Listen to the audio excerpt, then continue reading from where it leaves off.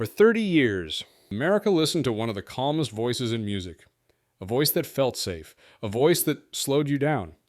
A voice that sounded like peace itself. But here's the part no one talked about. Behind that gentle sound, behind that quiet smile, there was another life happening at the same time. A private life. A hidden struggle. A side of this man that fans never saw. And now, years later, pieces of that story are finally coming out. You see, this wasn't just a country singer.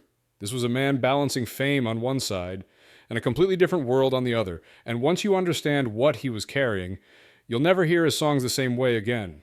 But listen to this. The truth didn't surface when he was alive. It surfaced after he was gone. And that's where this story really begins. People thought they understood him. They heard the voice, slow, warm, steady. The kind of voice that makes you breathe a little deeper. You know, the kind that feels like driving home at sunset. Don Williams never tried to impress anyone. He didn't shout, he didn't chase trends, he didn't act larger than life. And that's exactly why people trusted him. While other stars chased noise and attention, he leaned into quiet. While the industry pushed flash and ego, he chose simplicity. So, when he walked away from the spotlight, most fans weren't shocked. They said, "That sounds like him." But here's the part people missed. That calm, that peaceful image. It wasn't just personality, it was protection. You see, behind the scenes, he was carrying things he never put on stage. Struggles he kept locked away. Decisions he made in silence. And for decades, he made sure the world only saw one version of him. But that wasn't the whole story. Because while fans were listening to comfort, something very different was happening in the background.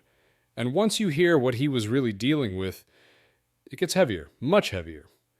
What most people don't realize, staying calm for decades comes at a cost. Because while the world saw peace, he was constantly choosing restraint. Don Williams never liked fame. Not the noise, not the attention, not the constant pulling. So, you see, he built walls. He protected his private life like it was sacred ground. Family stayed off limits, pain stayed unspoken, struggles stayed buried. And that worked for a while. But here's the thing. Nobody tells you about living that way. When you never let anything out, it doesn't disappear. It settles. It gets heavy. And over the years, that weight started showing up in quiet ways. Decisions made behind closed doors, long pauses between tours, moments where he chose home over applause. People called it humble. They called it grounded. They called it his nature. But listen to this. Sometimes peace isn't peace. Sometimes it's survival. Because while he was singing about simple days and gentle love, he was also dealing with realities that never made it into the songs. Health concerns, inner battles, and the slow realization that the road was taking more than it was giving. And here's where it turns. In 2006, he did something that shocked the industry. He walked away. No scandal, no meltdown. Just a quiet goodbye.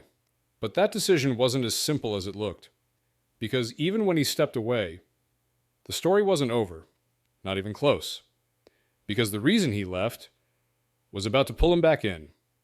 And what happened next changed everything. Stepping away didn't silence the music. You see, when you've spent your whole life singing, silence can be louder than applause. Don Williams tried to stay home, tried to enjoy the quiet, tried to convince himself the chapter was closed, but something kept pulling at him. The songs, the fans, that feeling you only get when thousands of people know your words by heart. So, after a few years, he came back. On the surface, it looked like a victory. New music, new shows, the same familiar voice. Fans said, "He sounds the same." And they were right. But that's what made it dangerous, because the voice didn't reveal what the body was hiding. Behind the scenes, things were harder now. Travel took more effort. Recovery took longer. Pain lingered in ways it never had before. But he didn't complain. He didn't explain. He just kept going. Because that's who he was. But listen to this. Just because someone sounds steady, it doesn't mean they are. He was giving people comfort, while quietly paying the price for it. And over time, the signs became impossible to ignore. Missed moments, canceled plans, and one night in particular, when he couldn't even show up for something that should have been the proudest moment of his life. That was the warning, because when your body starts making decisions for you, there's no arguing anymore. And the choice he faced next was the hardest one of all. That proud moment I mentioned, in 2010, he was inducted into the Country Music Hall of Fame. For most artists, that's the night you stand tall. You shake hands, you smile for cameras, you take the bow, but he couldn't even be there. Bronchitis kept him away. And I know some people hear that and think, okay, he got sick. But you see, it wasn't just one missed night. It was a signal. Because when a man like this, a man who never chased sympathy, suddenly can't show up, that tells you something bigger is happening. And from that point on, the pattern became harder to ignore. There were health issues he didn't advertise, pain he didn't dramatize. He was the kind of man who'd rather disappear quietly than make a public scene. But that's not all. Because the more he tried to protect his privacy, the more pressure built behind the curtain. Touring got tougher, the road got heavier, and the body started demanding answers. So, you see, he faced a choice most fans never think about. Do you keep giving people comfort, even if it takes your own comfort away? And here's the part that hits. When he finally decided to step back again, it wasn't loud, it wasn't messy, it was calm. Almost too calm, like someone who'd been preparing for it for a long time. But listen to this. The story doesn't get quieter from here, because the real shock wasn't what happened while he was alive. It was what happened after. And what showed up years later made fans question everything. For a while, everything stayed quiet. Fans believed his story had ended the right way. No drama, no chaos, just music left behind. But then, years later, something appeared that shouldn't have existed. A new album, unreleased songs, fresh tracks, his name on the cover. At first, people were hopeful, thinking maybe old recordings were found, maybe something he'd left behind. But listen to this. Within minutes, fans knew something was wrong. The voice sounded close, but empty. The emotion felt off. The warmth wasn't there. And that's when the truth started spreading. These songs weren't real. They were created using artificial intelligence, a machine trained to imitate him, to sound like him, to sell him. And this crossed a line. Because this was a man who spent his life protecting his privacy, avoiding attention, choosing dignity over noise, and now his voice was being used without permission, without consent, without him. Fans felt betrayed, not just angry, hurt, because it wasn't just fake music. It was a fake extension of a real man. And here's why this matters. If someone can do this to him, someone so respected, so careful, so private, then nobody is safe. And that's when people started asking dangerous questions. How did this go online? Why wasn't it stopped? And who's really protecting artists after they're gone? Because what happened next was bigger than one singer, much bigger. This is where the story stops being about just one man, because what happened to his name can happen to anyone.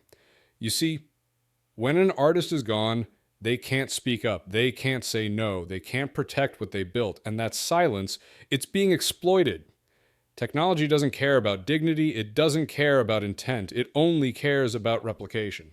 And here's the uncomfortable truth. A machine can copy a voice, but it can't copy a soul. And that's the reason this feels so wrong, because this wasn't some loud, reckless star. This was a man who spent his entire life doing things the right way, slow, careful, honest.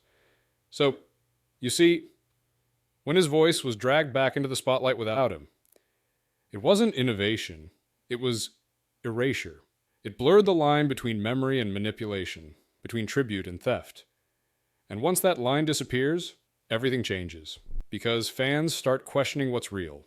Trust starts breaking. And legacies, even the clean ones, become vulnerable. And here's the part that should stop you cold.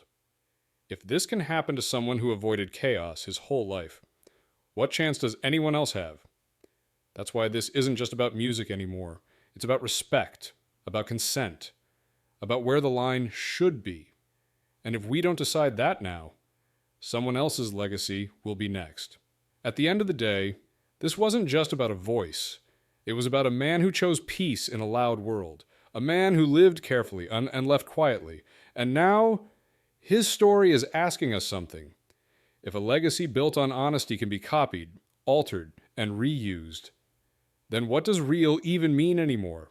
A machine can repeat the sound, but it will never recreate the truth behind it. So tell me this. Where do you draw the line?